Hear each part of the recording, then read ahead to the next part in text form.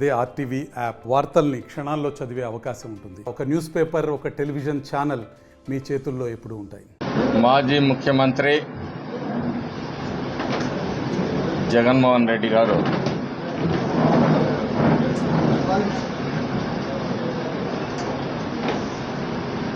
తన సహచరుడిగా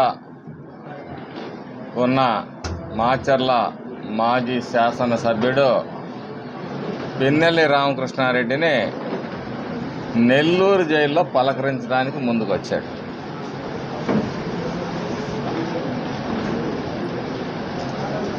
ఈ రాష్ట్రంలో ఆయన ముఖ్యమంత్రిగా ఉన్నప్పుడు మరి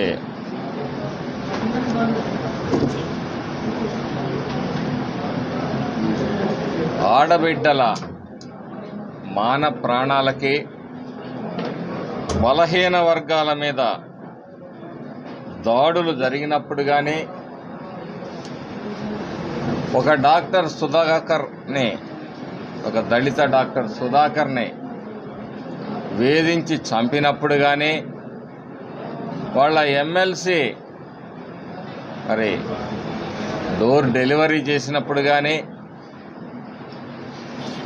తన అక్కని అవమానించారు, అసభ్యంగా ప్రవర్తిస్తున్నారు అని చెప్పేసి ఒక పసిబిడ్డ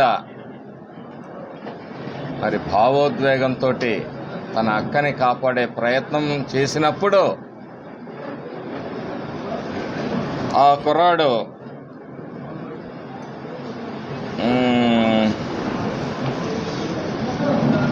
మరి సజీవ దహనం చేసినప్పుడు రేపల్లెలో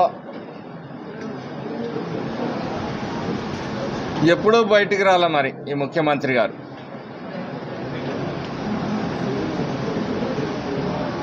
ఈ రాష్ట్రంలో తప్పుడు కేసులు పెడుతున్నారన్నారు. మా అచ్చెన్నాయుడు గారి దగ్గర నుంచి, అయ్యన్న పాత్రుడు గారి దగ్గర నుంచి, దేవినేని ఉమా గారు కావచ్చు, మరి ధూళిపాల నరేంద్ర గారు కావచ్చు, బోండా ఉమా గారు కావచ్చు, ఇలా అనేక మంది మీద చివరికి మా ముఖ్యమంత్రి గారు చేసిన నేరం ఏంటంటే, బలహీన వర్గాల ప్రజలు, చదువుకున్న బిడ్డలు, వాళ్ళు స్పెషల్గా కోచింగ్లు తీసుకోలేరు, వాళ్ళ ఆర్థిక పరిస్థితులు సహకరించవు కాబట్టి వారికి స్కిల్ డెవలప్మెంట్లో ట్రైనింగ్ ఇస్తే దానిలో వారిని అరెస్ట్ చేసి వారి అధికార మదాన్ని చాటుకున్నారు. అప్పుడెప్పుడు ఈయన బయటికి రాలా. ఈరోజు ఒక నేరస్తుడిని కాపాడటానికి మాత్రం బయటకు వచ్చి శుద్ధులు సూక్తులు చెప్తా ఉన్నాడు, అభివృద్ధి పైన దృష్టి పెట్టమని చెప్తా ఉన్నాడు, హామీల గురించి మాట్లాడుతూ ఉన్నాడు. నెల రోజులైంది మేము ఈ రాష్ట్రాన్ని విధ్వంసం చేసి, ఈ రాష్ట్ర ఆర్థిక పరిస్థితిని చిన్నాభిన్నం చేసి, రాబోయే 20 సంవత్సరాలు 2 దశాబ్దాల్లో కూడా పూడ్చుకోలేనంత అగాధాలను ఏర్పాటు చేసి, ఈరోజు అది చేశారా, ఇది చేశారా, ఆ పథకం ఇచ్చారా, ఈ పథకం ఇచ్చారా అని మాట్లాడుతున్నారు. నీ 5 సంవత్సరాల పరిపాలనలో నువ్వు ఎన్ని హామీలు అమలు చేశావు జగన్మోహన్ రెడ్డి? 99% హామీలు అమలు చేశానంటాడు. నిస్సిగ్గుగా మరి అబద్ధాలు మాట్లాడటం, దానికి అబద్ధపు సాక్షి ఒకటి ఉంది, దానిలో ప్రచారం చేసుకోవటం పరిపాటి. మేము అడుగుతా ఉన్నాం, నువ్వు 99% హామీలు అమలు చేసావు కదా, ఆ 1% ఏదో సెలవు ఇవ్వండి, మేము కూడా తెలుసుకుంటాం, ఈ రాష్ట్ర ప్రజలు కూడా తెలుసుకుంటారు. నీతో శుద్ధులు చెప్పించుకునే స్థితిలో తెలుగుదేశం పార్టీ లేదు. ఈరోజు రాష్ట్రంలో అనేక కష్టాలు బాధలు, కేసులు, సాధింపులు, వేధింపులు, ఆర్థిక నష్టాలు అన్ని చవి చూసిన తెలుగుదేశం పార్టీ నాయకులు, కార్యకర్తలు మౌనంగా మా నాయకుడి ఆదేశం మేర మేము ఎక్కడా కూడా హింసను ప్రేరేపించకుండా ఉండబట్టే ఈరోజు ఈ రాష్ట్రం ఈ విధంగా ఉంది. లేకపోతే మీ వైసీపీ నాయకులందరూ ఈ రాష్ట్రం వదిలిపెట్టి పారిపోయే పరిస్థితి వచ్చిండేది.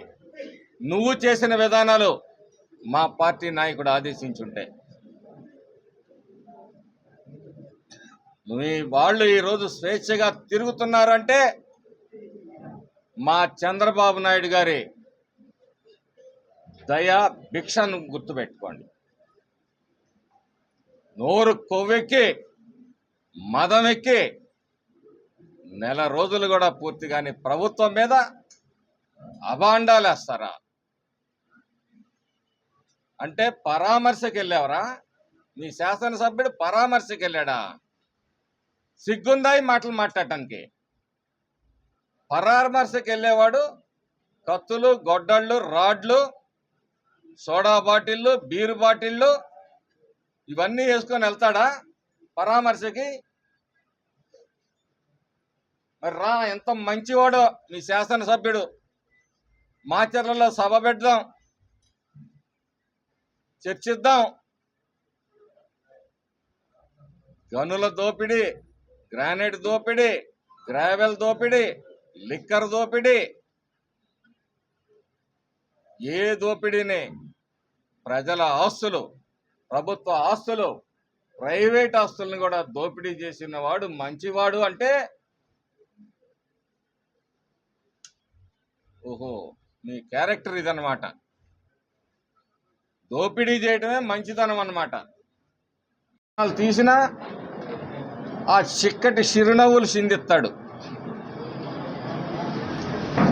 దళితుల మీద, బీసీల మీద దాడులు, మైనార్టీల మీద దాడులు జరిగినప్పుడు అదే చిక్కటి చిరునవ్వులు. ఇవాళ మాత్రం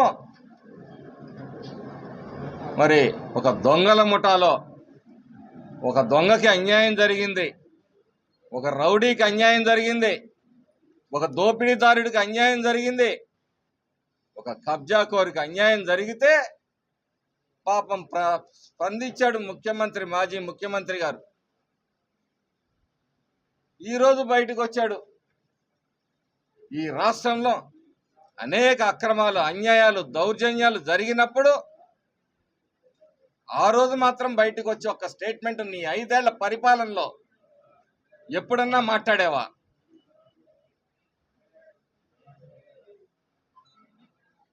నీతో నీతులు చెప్పించుకోవాల్సిన అవసరం లేదు. ప్రజలు స్పష్టంగా ఇచ్చారు. ఈయన మంచి చేస్తే ప్రజలు ఓడిచ్చారంట. ఏం మంచి చేశావు?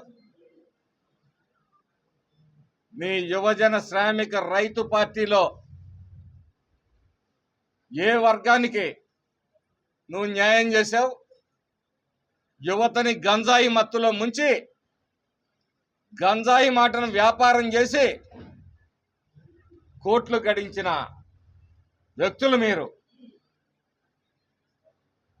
శ్రామికుల పొట్టగొట్టి ఉపాధి లేకుండా ఈ రాష్ట్రంలో అమరావతి మీద కక్ష కట్టి అమరావతిని కూల్చేసిన మరి రియల్ ఎస్టేట్ రంగాన్ని కూల్చేశావు. దాని మీద ఆధారపడ్డ భవన నిర్మాణ కార్మికుల పొట్టలు కొట్టావు. రైతుల గురించి మాట్లాడతావు.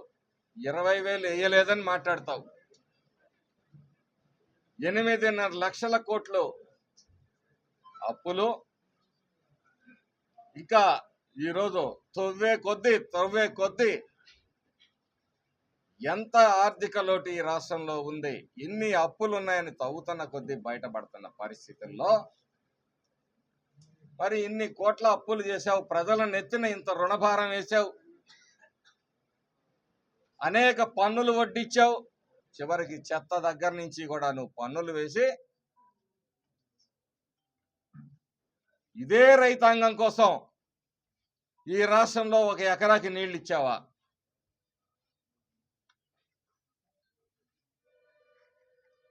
$3,500 కోట్ల రూపాయలతోటి ధరల స్థిరీకరణ నిధిని ఏర్పాటు చేస్తానని చెప్పి ఆ రోజు ఇన్ని లక్షల కోట్లలో అప్పు చేసి ఆఫ్టర్ ఆల్ 3,500 కోట్ల రూపాయలు ఈ రైతాంగానికి ఖర్చు పెట్టలేని నయ వంచకుడు నువ్వు ఈరోజు మా పార్టీ గురించి మాట్లాడతావా? అందరూ శాఖాహారులే. ఆ రొయ్యల గంపాయి మాయమైనట్టు మీ అందరూ నిజాయితీ పరులు కాబట్టే ఈరోజు ఈ రాష్ట్రం ఈ అప్పుల గుండంలో, ఈ తాకట్లలో రాష్ట్రాన్ని తాకట్టు పెట్టిన వ్యక్తివి నువ్వు. రాష్ట్ర ప్రయోజనాల్ని నీ స్వప్రయోజనాల కోసం, నీ కేసుల కోసం తాకట్టు పెట్టిన వ్యక్తివి నువ్వు.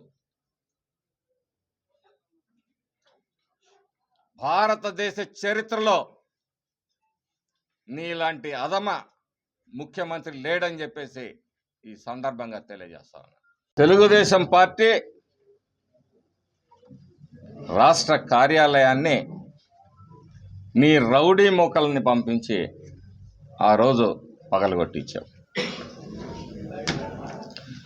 ప్రజల డబ్బుతో ప్రజల కోసం ఏర్పాటు చేసిన ప్రజావేదికని నువ్వు అధికారంలోకి రాగానే మొట్టమొదట చేసిన ఘనకార్యం ఏంటంటే ప్రజల డబ్బుని ఏ విధంగా నష్టపరిచావు అనేది. మాచర్లలో మా పార్టీ ఆఫీసుని తగలబెట్టారు. అప్పుడు కేసులు పెడితే ఈ రోజుకి నీ చర్యలు మరి చేపట్టని పరిస్థితి. ఈ పాత కేసులన్నిటినీ కూడా తిరగదోడుతాం. నీ అవినీతిలో, నీ అక్రమాల్లో, నీ దౌర్జన్యానికి సహకరించిన అధికారులందరినీ కూడా విచారణ ఏర్పాటు చేస్తాం.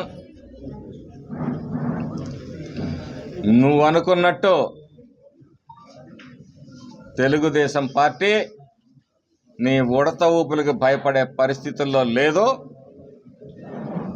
మీ అందరూ కూడా ఎవరైతే ఈ రాష్ట్ర ఖజానాని లూటీ చేశారో వాళ్ళందరూ కూడా మళ్ళీ ఒక్కసారి పిన్నెల్లి రామకృష్ణారెడ్డిని పరామర్శ పేరుతోటి అనుమతులు తీసుకొని జైలుకి వెళ్ళండి. అక్కడ పరిస్థితులు ఎలా ఉంటాయో అవగాహన చేసుకోండి. భవిష్యత్తులో మీ అందరూ కూడా జైలుకి వెళ్ళటానికి సిద్ధంగా ఉండండి. మీకు ధైర్యం ఉంటే మాచర్లలో ఒక వేదిక ఏర్పాటు చేద్దాం. ఎన్ని ఆస్తులు కబ్జా చేశాడో, ఎంత గ్రానైట్ దోపిడీ చేశాడో, ఎంత గ్రావెల్ దోపిడీ చేశాడో సజీవ సాక్ష్యాలుగా గుంతలేడు రోజు ఫారెస్ట్ నుంచి రెవెన్యూ దాకా కనపడతా ఉన్నాయి. నీకు ధైర్యం ఉంటే రా మాచర్ల, ఈ సాక్ష్యాలు నేను చూపిస్తాం. గూగుల్ మ్యాప్స్తో సహా చూపిస్తాం. సజీవ సాక్ష్యాలు చూపిస్తాం.